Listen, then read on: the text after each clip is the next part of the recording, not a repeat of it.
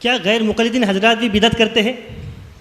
اللہ اکبر، بدعت کرتے ہیں کیا؟ بہت سی بدعات کا ارتکاب کرتے ہیں۔ عقائد کے اعتبار سے تو خیر وہ تو بڑی تفصیلات ہے، اعمال کے اعتبار سے بدعات دیکھیں تو آپ حیرت میں رہ جائیں گے۔ رمضان المبارک کا مہینہ ہو یا غیر رمضان کا مہینہ ہو، آپ دیکھیں، ایک دو مثال میں آپ کے سامنے رکھتا ہوں جو میڈیا کے ذریعے سے سب پر آیا ہیں، ڈھکی چھپی بات بھی نہیں ہے۔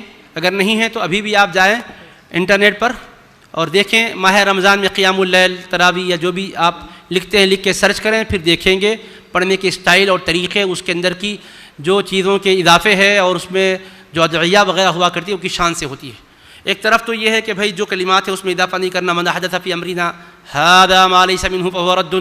نبی پاک علیہ السلام کے صحابہ سے بڑھ کے تم کو عشق تھا کہ تم جو بڑھ کے کام کر رہے ہو، صحابہ سے بڑھ کے عبادت کا شوق تم کو کہاں سے آ گیا، وغیرہ وغیرہ۔ تو ایسا لگتا ہے کہ بالکل بیچارے اتنا ہی کرتے جتنا حدیث میں آتا ہے، ایک انچ بھی آگے بڑھتے نہیں، پیچھے ہٹتے نہیں، بالکل برابر چلتے، حذو النعل بالنعل، برابر شبرم بشبرن، ایسا لگتا ہے۔ لیکن جب ہم ان کی نمازوں کو دیکھتے ہیں تو ہمیں بڑی حیرانی ہوتی ہے۔ ہم کو اعتراض مقصود نہیں ہے، انہوں نے پوچھا تھا، اس کی وضاحت میں ہم عرض کر رہے ہیں۔ دیکھیے آپ کہ نماز کے اندر جو دعا وتر میں پڑھی جاتی ہے، حدیث سے ثابت ہے، ایک مخصوص دعا ہے، اس دعا میں تو اضافہ نہیں کرنا چاہیے نا۔ حدیث پاک میں جتنے کلمات اتنے ہی پڑھنا چاہیے۔ نماز کی دعا ہے، اتنی ہی دعا پڑھتے نہیں، آپ اٹھائیے اور کھولیے قیام اللیل میں وتر دیکھیے، 2 رکعت 3 رکعت پڑھیں، 1 رکعت پڑھیں، 1 سلام سے پڑھیں، 2 سلام سے پڑھیں، قطع نظر اس کے دعا جب کرنے کا موقع آتا ہے تو حضرات کیسی دعائیں کرتے ہیں، اللہ اکبر۔ حدیث پاک کی دعا کے صیغوں میں بھی اضافہ کر دیتے ہیں، واحد ہے تو جمع بھی کر دیتے ہیں، اس کے ساتھ ساتھ اضافہ بھی کر دیتے ہیں، حتیٰ کہ دعا قرآن کی ربنا تقبل منا انک انت السمیع العلیم وتب علینا یا مولانا انک انت التواب الرحیم۔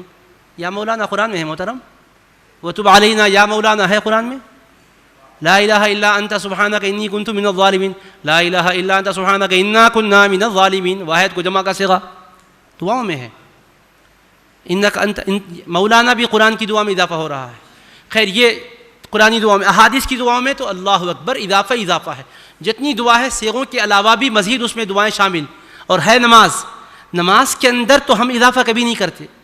اہل سنت کو آپ کبھی نہیں دیکھیں گے نماز کے اندر کی چیزوں میں کسی نے اضافہ کیا، نہ رکعات میں، نہ اوراد میں، نہ مقدار میں، کبھی اضافہ نہیں۔ اور نماز کے باہر کی چیزوں پر ہی اتنا جلال اور غضب کا اظہار یہ حضرات کرتے ہیں کہ تم نے دین میں اضافہ کر دیا، تم سے بڑھ کے، صحابہ سے بڑھ کے تم دین سمجھنے والے ہو گئے۔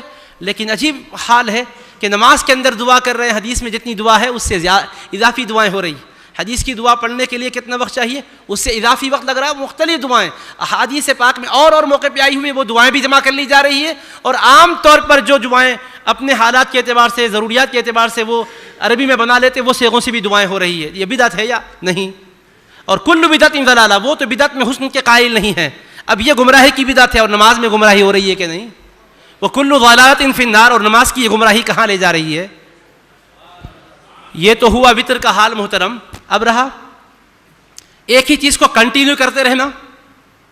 آپ دیکھیے وتر کے اندر پہلی رکعت میں سبح اسم ربک الاعلی، دوسری میں هل اتاک حدیث الغاشیہ، تیسری میں قل یا ایھا الکافرون، ایک دن پڑھتے ہیں۔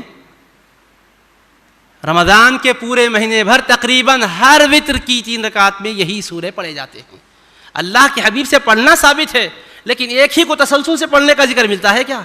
لیکن ایک ہی چیز کو پکڑے ہوئے ہیں۔ دیکھیے آپ، اب ایک چیز ثابت ہے اور اسی کو مسلسل ہمیشہ اپناتے جانا، اسی کو خاص کر لینا، یہ کیا ہے؟ یہ کون سی بدعت ہے؟ انہی سے پوچھیے گا۔ اس کے ساتھ ساتھ جو قرآن جہاں ختم، بہت سے لوگ تو قرآن پورا نہیں پڑھتے، لیکن جو مکمل پڑھتے ہیں وہ ان کا بھی حال یہ ہے کہ ختم جب ہو جاتا ہے تو پھر حالت قیام ہی میں بڑے اطمینان سے 15-20 منٹ 25 منٹ آدھے گھنٹے کی بڑی رقت انگیز دعا کرتے ہیں۔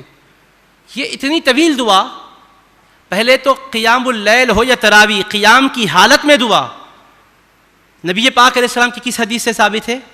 پھر دعا میں یہ جتنے صیغے استعمال کیے جا رہے ہیں، جتنے کلمات ہیں، مختلف لوگوں کے لیے دعائیں کی جا رہی ہیں، ملکوں کے لیے دعائیں کی جا رہی ہیں، اور سب نماز چل رہی ہے۔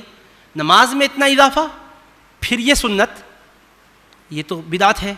اور کتنی بدعتیں ہو گئی؟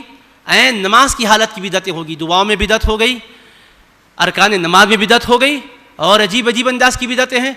تشہد کے اندر قائد اخیرہ میں تشہد پڑھتے ہیں اور اتنا تیزی سے سلام پھیرتے ہیں کہ بقیہ اذکار پڑھنے کا موقع بہت کم لوگوں کو ہی ملتا ہے. آپ دیکھ لیجئے کتنا وقت لگتا ہے. اور اس کے بعد رکوع کے بعد اطمینان سے کھڑے رہتے ہیں. دونوں سجدوں میں اطمینان سے جلسہ چل رہا ہے. قوما بہت اطمینان کے ساتھ ہو رہا ہے. قوما رکن نہیں ہے, رکوع رکن ہے. جلسہ رکن نہیں ہے, سجدہ رکن ہے. رکن میں اختصار ہے, قوما میں اور جلسے میں تفصیل ہے. تشہد میں جو اوراد رکھے گئے ہیں وہاں پر اختصار ہے, اور جہاں پر مختصر ورد ہے وہاں تفصیل ہے. یہ نماز کے اندر کی بدعتیں ہیں. اندر کی بدعتوں کا یہ حال ہے تو باہر کی کیا ہوگا آپ دیکھیے.